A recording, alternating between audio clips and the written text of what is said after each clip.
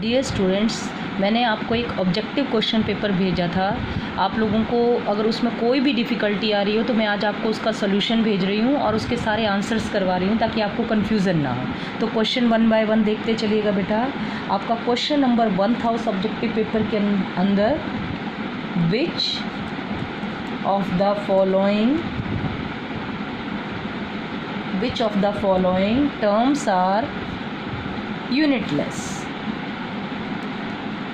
कौन से टर्म हैं आपके जो यूनिटलेस हैं? क्या क्या टर्म दिए हुए हैं देख लीजिएगा बेटा। इसके ऑप्शन ए है आपके पास मोलैलिटी, बी है आपके पास मोलैरिटी, सी है आपके पास मोल फ्रैक्शन और डी ऑप्शन है आपके पास में मास परसेंट। तो ज़रा ध्यान से सुन लीजिएगा बेटा। मोलैलिटी देखिए, मैं 1 बाय 1 वैसे मैं आपको बता चुकी हूँ, फिर भी अगर आपको कन्फ्यूज़न हो रहा हो तो मोलैलिटी इक्वल टू होता है आपका number of moles of solute upon mass of solvent in KG. Mass of solvent in KG, this is the formula of molality. देखिएगा ऊपर मोल्स और नीचे केजी, तो क्या यूनिट बन गई बताइएगा। बता चुकी हूँ पहले भी आपको, मोल्स पर केजी। चलिए सेकंड चलिएगा, मोलैरिटी। मोलैरिटी आपका क्या होता है? Number of moles of solute divided by volume of solution in litre, तो ऊपर आपके क्या आ गए बेटा? मोल्स और नीचे क्या आ गया? लीटर। तो क्या यूनिट बन गई? Moles per litre. चलिएगा थर्ड की तरफ बढ़ते हैं हम। Mole fraction. मोल फ्रैक्शन आपका क्या होता है? रेशो की वैसे भी कोई यूनिट नहीं होती। ऊपर है number of moles of one component divided by total number of moles of all the component. ये सब फॉर्मूले आपको करवा चुकी हूँ। ऊपर भी मोल्स और नीचे भी आपके मोल्स, तो क्या हो गया ये? यूनिटलेस। समझ में आ रहा है? मोल फ्रैक्शन में ऊपर भी मोल्स हैं और नीचे भी क्या है आपके? Number of moles. So this quantity is unitless. समझ में आ रहा है कौन सा टर्म आपका यूनिटलेस हो गया? आगे देखिएगा, मास परसेंट। ढंग से समझ लीजिएगा जिनको कन्फ्यूज़न हो रहा है। फॉर्मूला है mass of solute upon mass of solution into 100। ऊपर भी मास नीचे भी मास, समझ गए होंगे। तो दोनों जगह आपका यहाँ भी रेशो आ रहा है एक तरह से, mass of solute mass of solution, तो मास है दोनों जगह पर, तो ये भी आपका कैसा हो जाएगा? यूनिटलेस। तो हम कहेंगे क्वेश्चन नंबर 1 में आपका क्या आंसर हो जाएगा बताइएगा। आपके ऑप्शन कौन से करेक्ट हैं बताइएगा? सी एंड डी करेक्ट ऑप्शन है आपके। ठीक है ना? तो सी की कोई यूनिट है और ना डी टर्म की कोई यूनिट होती है। दोनों टर्म यूनिटलेस होते हैं आपके, mole fraction and mass percentage. अगर कोई कन्फ्यूज़न हो तो फिर भी पता कर लीजिएगा बेटा, पूछ लीजिएगा मेरे से। क्वेश्चन नंबर 2 देख लीजिएगा। आपको क्वेश्चन नंबर 2 लिखा है 16 gram of oxygen. 16 gram of oxygen has same number of molecule as in. First option देख लीजिएगा आपका। ए ऑप्शन आपका दे रखा है इन्होंने 16 gram of CO, that is carbon monoxide. Second दे रखा है आपको 28 ग्राम ऑफ N2। सी आपको दे रखा है 14 ग्राम ऑफ N2। डी आपको दे रखा है 1.0 ग्राम ऑफ H2। ये है, ये इनके मास दे रखे हैं और कहा है सेम नंबर ऑफ मॉलिक्यूल। इनमें से बताओ किस में है जितने की होते हैं 16 ग्राम ऑक्सीजन में। तो पहले तो नंबर ऑफ मॉलिक्यूल निकालते हैं 16 ग्राम ऑफ ऑक्सीजन में। देखिएगा, नंबर ऑफ मॉलिक्यूल, फॉर्मूला आप सबको पता होना चाहिए। जहाँ मास गिवन हो, नंबर ऑफ मॉलिक्यूल का फॉर्मूला है आपका mass upon molar mass multiply with Avogadro number. तो नंबर ऑफ मॉलिक्यूल ऑक्सीजन में निकालने हैं हमें। मास दिया है 16, ऑक्सीजन का मोलर मास आपका होता है कितना? 32 इंटू एवोगैड्रो नंबर। तो ये आपका कितना आ गया बताइएगा? 0.5 इंटू एवोगैड्रो नंबर। क्या आ गया आपके पास? 0.5 इंटू एवोगैड्रो नंबर। समझ में आ रहा है कि नहीं? तो अब जरा देख लीजिएगा आपके क्वेश्चन में क्या दिया है? 16 gram of CO। 16 gram of CO में कितने होंगे बताओ? दिया है ना 16 ग्राम ऑफ CO। तो 16 ग्राम ऑफ CO यहाँ निकाल के देखते चलो, देखिएगा क्या आ जाएगा 16 बाय कार्बन मोनोऑक्साइड का कितना हो जाएगा मोलर मास बताइएगा। कार्बन का आपका 12 होता है, ऑक्सीजन का कितना होता है 16।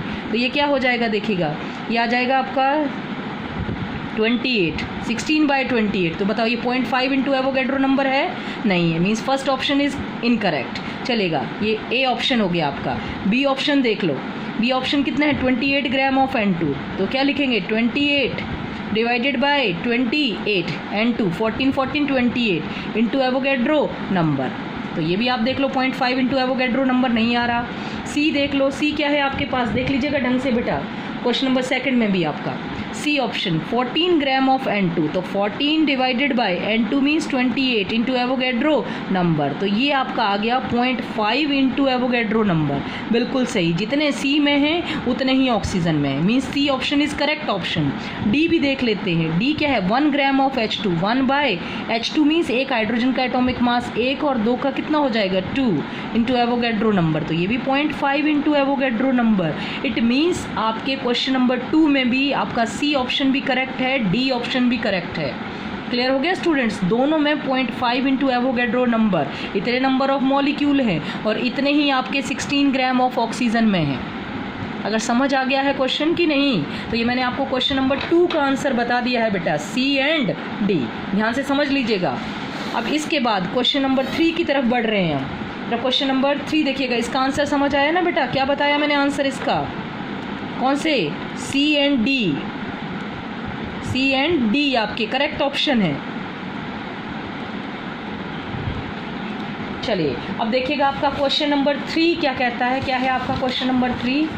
क्वेश्चन नंबर 3 है आपका number of significant figure. Question number 3, number of significant figure कितने में, इन द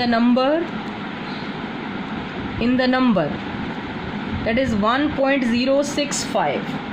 इसके अंदर कितने सिग्निफिकेंट फिगर हैं बेटा? तो आपका ऑप्शन ए है 3, बी है आपका 4, सी है आपका 2 और डी है आपका 1। तो सिग्निफिकेंट फिगर के 2 इंपॉर्टेंट पॉइंट इस नंबर से रिलेटेड बता रही हूँ ताकि आपको सिग्निफिकेंट फिगर क्लियर हो जाए कि कितने सिग्निफिकेंट फिगर हैं आपके 1.065 में।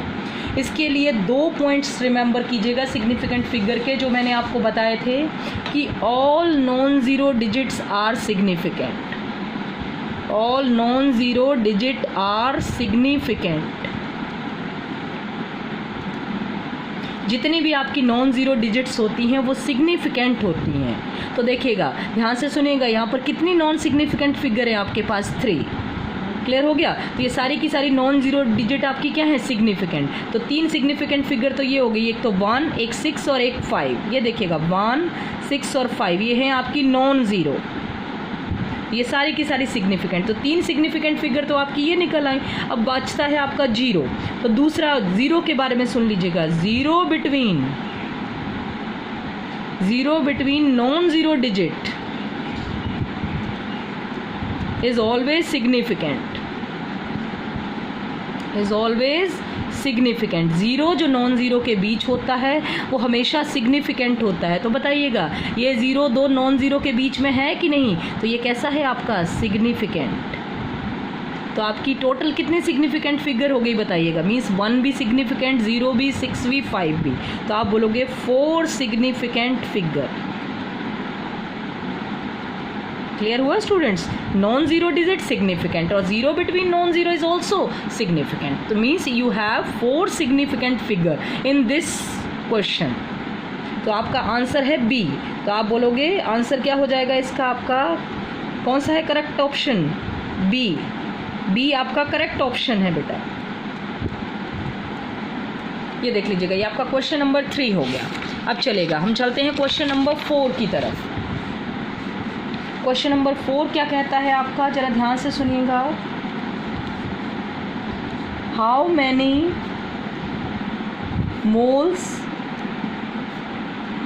Moles of atom are contained in 32.7 gram of zinc. 32.7 gram of zinc. ये तो सिंपल सा क्वेश्चन है, नंबर ऑफ मोल्स चाहिए आपको।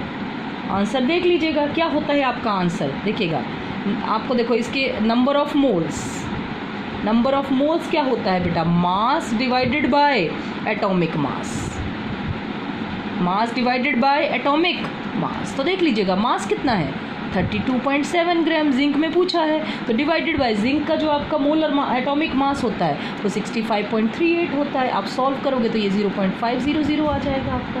तो ये निकल आए आपके क्या, नंबर ऑफ मोल्स। यही क्वेश्चन में पूछा हुआ है। तो आपके ऑप्शन क्या है बेटा, ध्यान से देख लीजिएगा। इस क्वेश्चन के आपके ऑप्शन थे क्या, ए ऑप्शन था आपके पास 0.200, बी था आपके पास 0.500, सी था आपके पास क्या 1.50 और डी ऑप्शन दिया है 0.0118। तो बताइएगा कौन सा करेक्ट ऑप्शन है आपके पास, बी करेक्ट ऑप्शन। क्लियर हो गया ना स्टूडेंट्स, ये हो गया आपके पास कौन सा, क्वेश्चन नंबर 4। चलिए अब हम बढ़ते हैं कौन से क्वेश्चन की तरफ, क्वेश्चन नंबर 5 की तरफ। क्या है आपका question number 5, what will be the molality that is small m, molality of the solution containing 18.25 gram of HCl gas in 500 gram of water. What will be the molality of the solution containing 18.25 gram of HCl gas in 500 gram of water? तो देखिएगा बेटा आपका इसका, देखो option बता देती हूँ। इसके ऑप्शन क्या दिए हैं आपको इस क्वेश्चन के, ये इस क्वेश्चन के ऑप्शन है आपके पास, ए है 0.1 मोलल, बी आपके पास ऑप्शन है 1 मोलल, सी आपके पास ऑप्शन है बेटा 0.5 मोलल और डी आपके पास ऑप्शन है 1 मोलल। क्लियर स्टूडेंट्स, तो ज़रा देख लीजिएगा इसका क्या आंसर आएगा आपका। सबसे पहले तो अब मैं आंसर इसका सॉल्व करके आपको दिखा रही हूँ। Molality that is small m, formula mind में रिकॉल करो बेटा, अभी थोड़ी देर पहले भी फर्स्ट क्वेश्चन में ही बताया था, number of moles of solute divided by क्या आपका, mass of solvent in kg, mass of solvent in kg। तो चलिए नंबर, दो चीज़ें निकल गई, सॉल्यूट के मोल्स और मास ऑफ सॉल्वेंट। तो पहले तो देखो सॉल्यूट क्या है, सॉल्वेंट क्या है, सॉल्यूट प्लस सॉल्वेंट, दो चीज़ें पता होनी चाहिए। HCl क्या है, वो molality of the solution of 18.25 gram of HCl। 18.25 gram of HCl को 500 ग्राम वाटर में डाला गया है। तो सॉल्यूट है बेटा HCl और सॉल्वेंट है वाटर। HCl को किस में डाला गया है, वाटर में। तो चलिए सबसे पहले number of moles of solute, हम कहेंगे नंबर ऑफ मोल्स किसके बेटा, HCl के, इक्वल टू उसका मास डिवाइडेड बाय HCl का क्या, मोलर मास। तो क्वेश्चन देखो मास कितना दिया है HCl का आपके पास 18.25 gram divided by molar mass. HCl का मोलर मास, हाइड्रोजन का 1, क्लोरीन का 35.5, तो दोनों को जोड़ दिया तो कितना आ गया बेटा 36.5। ये डिवाइड कर दोगे आपका 2 टाइम चला जाएगा तो यह आ जाएगा आपका 1/2 डेट इज इक्वल टू 0.5 मोल। ठीक है कि नहीं बेटा, ये आपके नंबर ऑफ मोल्स निकल आए कितने, 0.5 मोल्स। अब नंबर ऑफ मोल्स, अब क्या चाहिए, mass of solvent, mass of solvent in kg में चाहिए, ध्यान रखिएगा। तो मास ऑफ सॉल्वेंट दे रखा है, कितना है, पानी, सॉल्वेंट आपका वाटर है, कितना मास है 500 ग्राम। हम कहें जी मास है 500 ग्राम, लेकिन हमें ग्राम में नहीं kg में चाहिए। तो 500 को 1000 से डिवाइड कर दो तो आपका kg में आ जाएगा। तो ये आपका क्या आ जाएगा बेटा, ये भी 1/2 दैट इज इक्वल टू 0.5 आ गया कि नहीं, किस में आ गया, kg में। अब क्या चाहिए, स्मॉल m, सीधा सा क्वेश्चन का आंसर है। देखिएगा number of mole size solute के कितने, 0.5 मोल। बताइएगा मास ऑफ सॉल्वेंट कितना आया, बताइएगा 0.5 kg आ गया। तो बेटा देखो 0.5 से 0.5 कैंसिल, तो आपका क्या आ जाएगा बताइएगा, ये 1 मोल्स पर kg, 1 मोल्स पर kg that is equal to small m, या आप लिख सकते हो small m equal to 1 molal, 1 molal. Clear, तो बताइएगा कौन सा है correct option, A B C की डी, क्या है 1 मोलल आपका, डी ऑप्शन। तो आप इसका आंसर क्या लिखेंगे, बोलिएगा कौन सा ऑप्शन करेक्ट है, डी। ठीक है, डी क्या है आपका करेक्ट ऑप्शन। समझ में आ रहा है कि नहीं? कोई कन्फ्यूज़न है तो बताइएगा बेटा। कोई क्लियर हो रहा है कि नहीं? आपके पास ऑप्शन क्लियर हो रहे हैं ये? देखो बेटा यहाँ, अच्छा ये मत कंफ्यूज हो जाना कि बी भी 1 मोलल ही है। ये 1 मोलल नहीं है, ये 1 कैपिटल एम है बेटा। 1 capital M that is 1 molar, molarity दी है, और नीचे 1 स्मॉल एम है। स्मॉल एम मीन्स मोलल, तो नीचे वाला आंसर है मोलैलिटी पढ़ रहे हैं हम, तो 1 मोलल होगा बेटा ये। तो कौन सा करेक्ट ऑप्शन होगा आपके पास? डी करेक्ट ऑप्शन होगा। ये 1 मोलर है, मोलर तो हम पढ़ ही नहीं रहे, हम मोलल सोल्यूशन के बारे में पढ़ रहे हैं। Clear students? तो चलिएगा आगे का क्वेश्चन नंबर किसकी तरफ बढ़ते हैं हम? अब चलते हैं क्वेश्चन नंबर 6 की तरफ। क्या है आपका क्वेश्चन नंबर 6? जरा ध्यान से देखिएगा। क्वेश्चन नंबर 6 है आपका calculate the number of moles of, ध्यान से देख लीजिएगा बेटा। Calculate the number of moles of Cu, यहाँ पर आपका ले रखा है C2H3O2 का होल ट्वाइस प्रेजेंट इन 200 ग्राम। ठीक है, आपको नंबर ऑफ मोल्स बताने हैं किसके? ये आपका कंपोनेंट दिया है इसके 200 ग्राम के अंदर। ठीक है, तो इसके ऑप्शन देख लीजिएगा क्या क्या है बेटा। इसके लिए आपका ए ऑप्शन है 1.1 मोल, बी ऑप्शन है आपके पास 1 मोल, सी ऑप्शन है आपके पास 0.9 मोल, और आपके पास डी ऑप्शन है बेटा 1.2 मोल। देख लीजिएगा, ये आपके पास ऑप्शन दिए हैं, क्या निकालने हैं? Number of moles.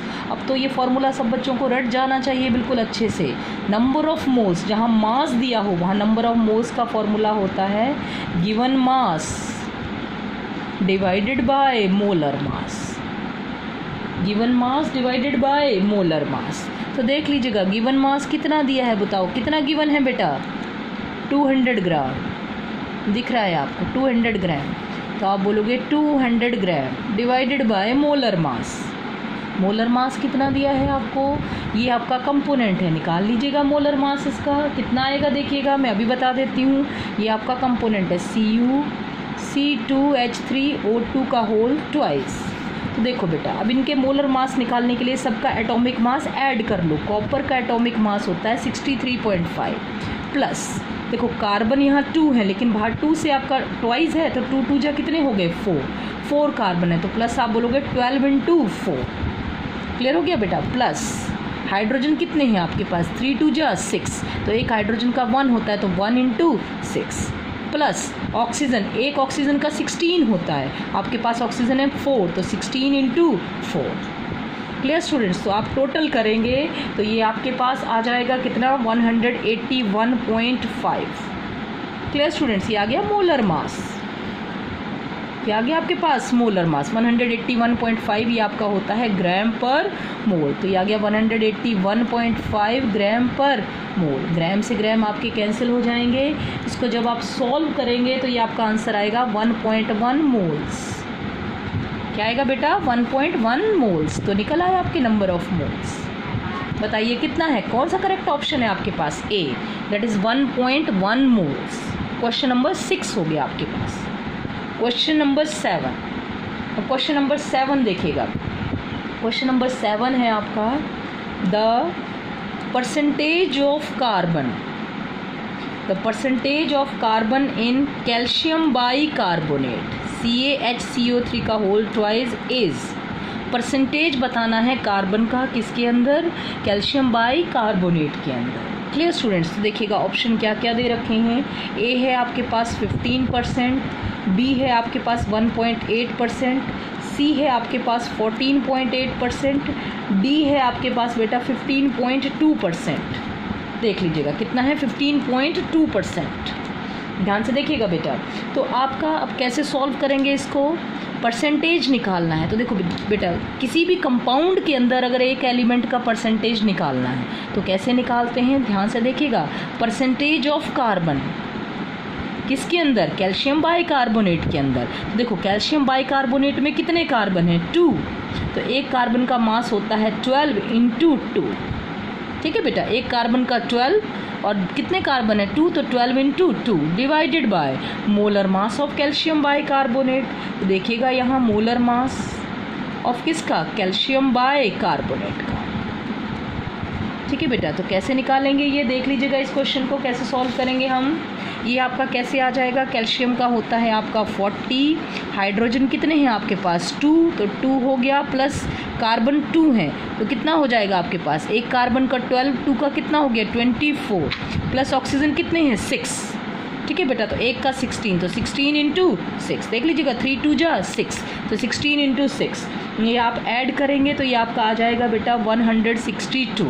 कितना आएगा 162 ग्राम पर मोल। तो 12 इंटू 2 कितना आ गया कैल्शियम बाइकार्बोनेट का, पता लगा, कैल्शियम का आपका 40, हाइड्रोजन आपके पास 2, कार्बन कितने हो गए बताइएगा, कार्बन 2 हैं तो एक का 12, 2 का 24, ऑक्सीजन कितने हैं 3 2 जा 6 ऑक्सीजन है तो एक का 16, तो 6 का मल्टीप्लाई कर दो तो आंसर 162 ग्राम पर मोल।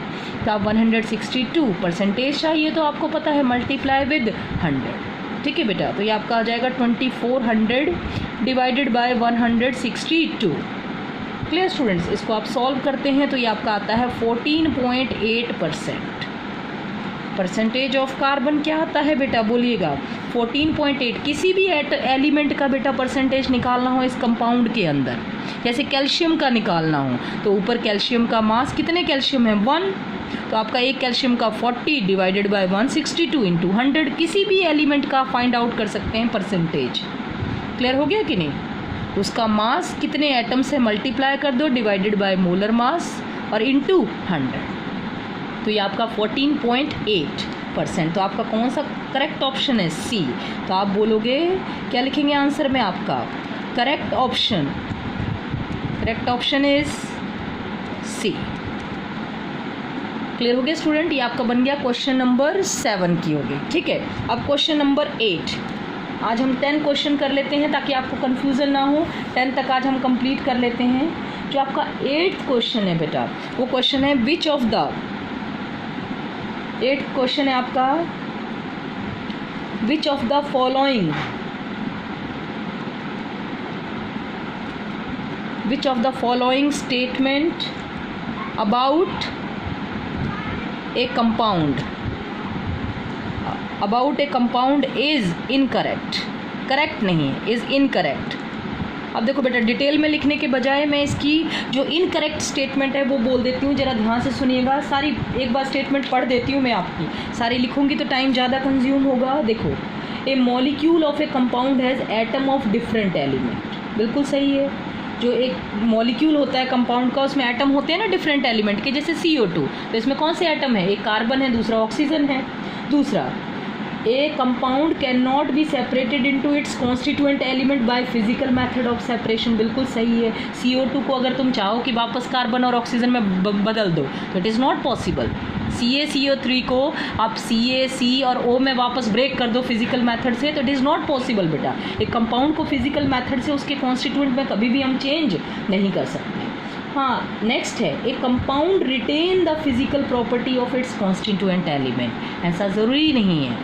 कार्बन सॉलिड है, ऑक्सीजन गैस है और कार्बन डाइऑक्साइड एक गैस है, तो कार्बन डाइऑक्साइड की प्रॉपर्टीज़ कार्बन और ऑक्सीजन से डिफरेंट हैं। ठीक है बेटा, कार्बन डाइऑक्साइड की प्रॉपर्टी कार्बन और ऑक्सीजन से क्या है, डिफरेंट, जबकि ये कह रहा है कि सेम प्रॉपर्टी होती हैं। तो आपका कौन सा इनकरेक्ट ऑप्शन है, आपका इनकरेक्ट ऑप्शन है बेटा सी। क्या कह रहा है, a compound retain the physical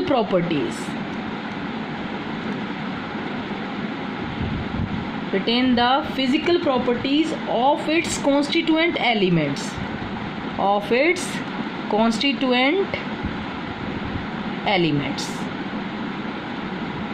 clear student, constituent elements